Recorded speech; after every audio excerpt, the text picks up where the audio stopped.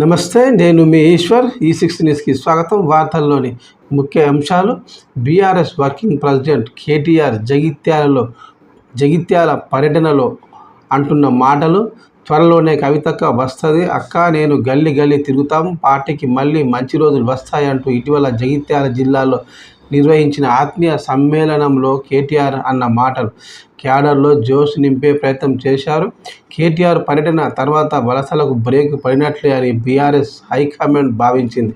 కానీ మీటింగ్ జరిగిన కొద్ది రోజుల వ్యవధిలోనే కోరుట్ల మున్సిపల్ చైర్మన్ అనూహ్యంగా కాంగ్రెస్ గూటికి చేరారు.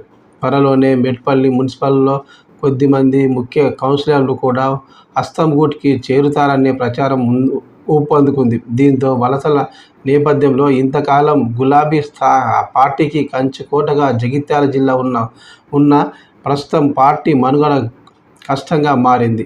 అసెంబ్లీ ఎన్నికలకు ముందే అవిశ్వాసం అస్త్రంతో జగిత్యాల మున్సిపల్ కాంగ్రెస్ ఖాతాలో పడింది. రాష్ట్రంలో అధికారం చేజిక్కించుకున్న జోష్లో ఉన్న కాంగ్రెస్ లీడర్లు స్థానిక సంస్థల ఎన్నికల్లో సత్తా చాటాలని లక్ష్యంతో కారును పూర్తిగా ఖాళీ చేయాలని చూస్తున్నారు.